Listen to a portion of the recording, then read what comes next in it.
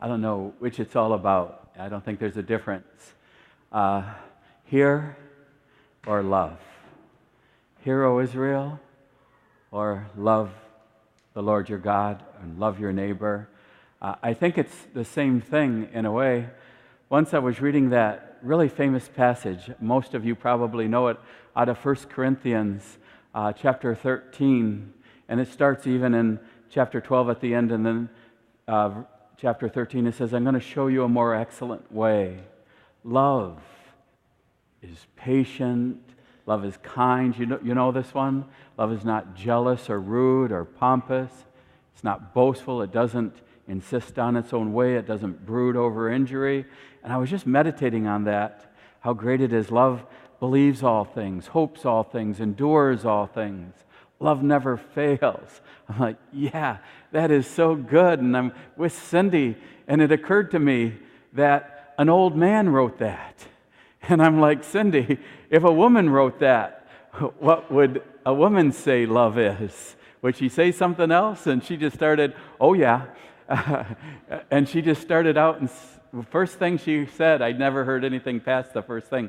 She said, love listens. And I thought, oh, interesting. I should listen more. And over here, someone said to me today, because they were 90-some years old, and I said, I should live so long. I said, look how big I am. I'll never be 90. And they're like, yes, you will. And she said, you should listen to Dr. Oz. I'm like, I already have a bunch of doctors I don't listen to. Yeah.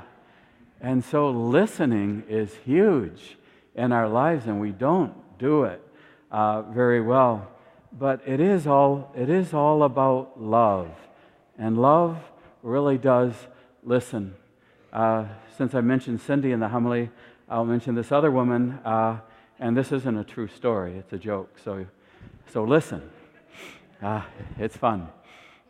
A woman passed away, she died, and she went right up to the pearly gates, and Peter meets her there and says, to get in, I want you to spell a word. And she said, well, which word? And he said, you can pick one. Just pick one and spell it. She said, well, I'm going to pick the word love. And she goes, L-O-V-E,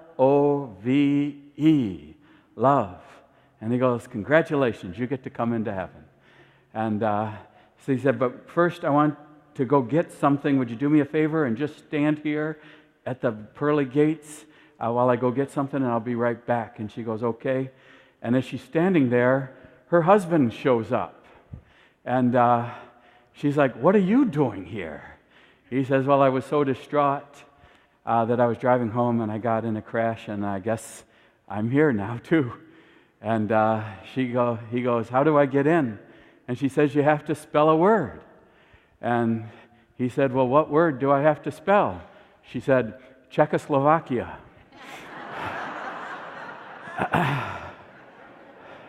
Oh, yeah.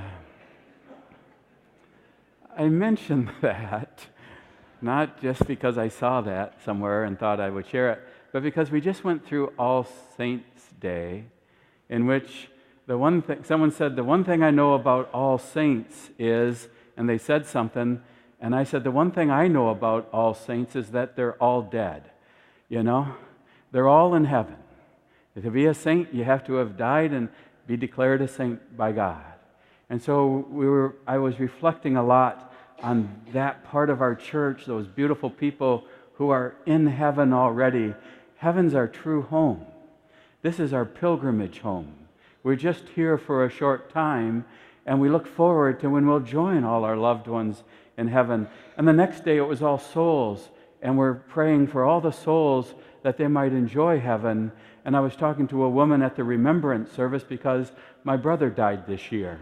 And so I came and I sat right there, and I got a candle and a cross with my brother's name on it. We had this beautiful remembrance service.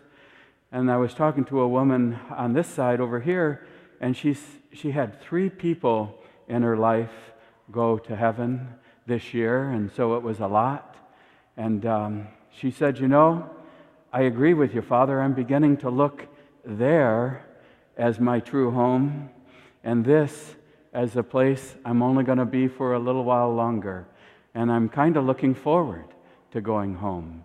I'm looking forward to being there. And I was reflecting on that and sharing with some others that everyone I know, and I only know a couple of people in person who have died. Both of them were at Genesis. I don't know what that means about Genesis, but they both died, and then they came back and they shared with me what happened.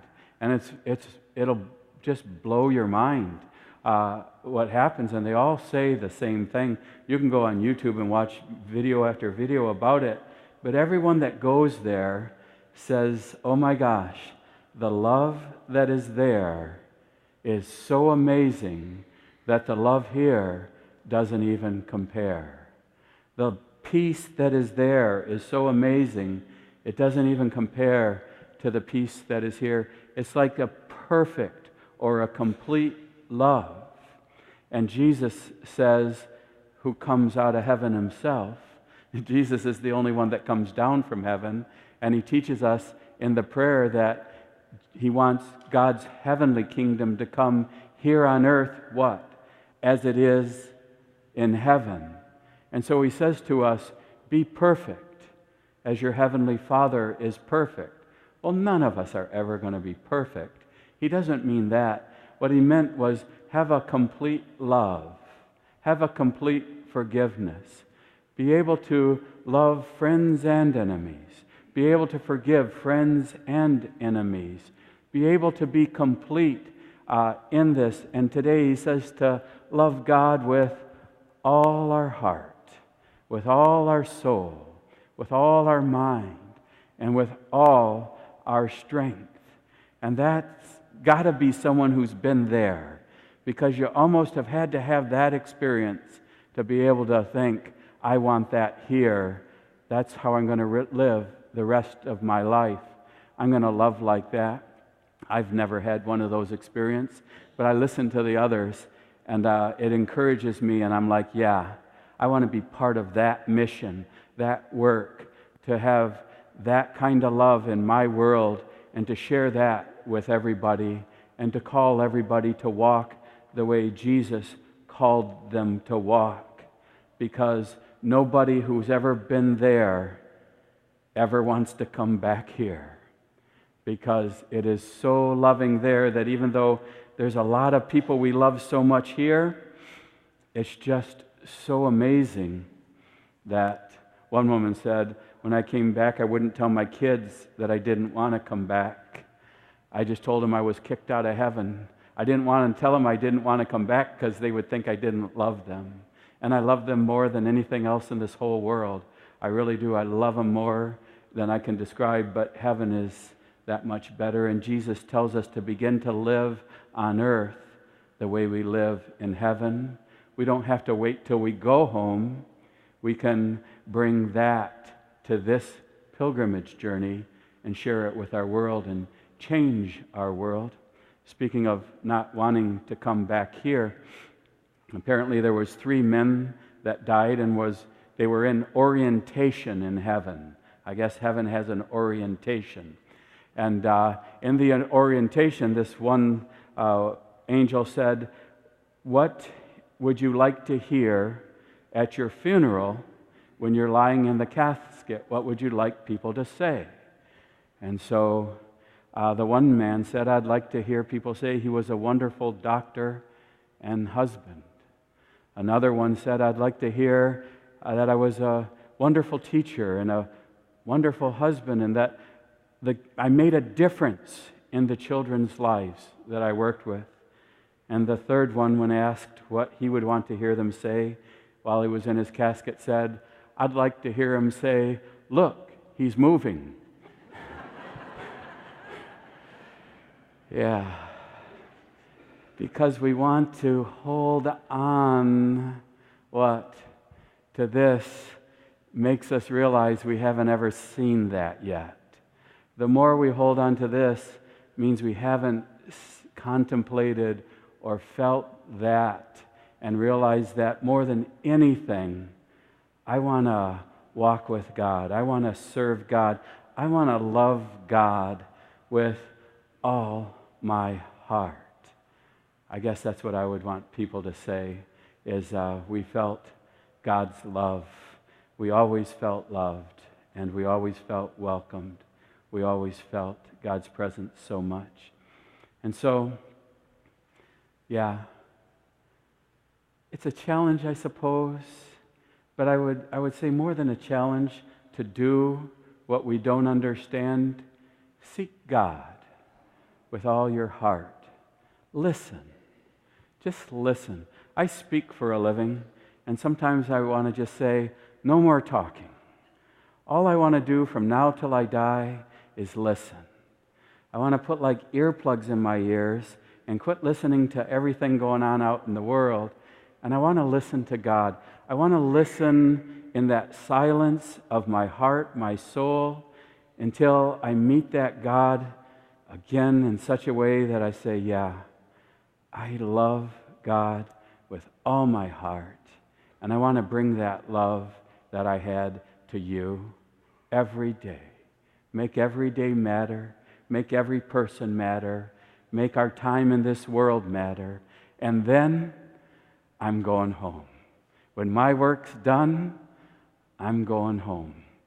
And I hope somebody has dinner ready. Right? Yeah. Because that's our true home. And you know what dinner is, don't you? God. Yeah. We truly hunger and thirst for God. And we truly have our fill there. That's our true home. That's our true call to love with all our heart. And what a wonderful call.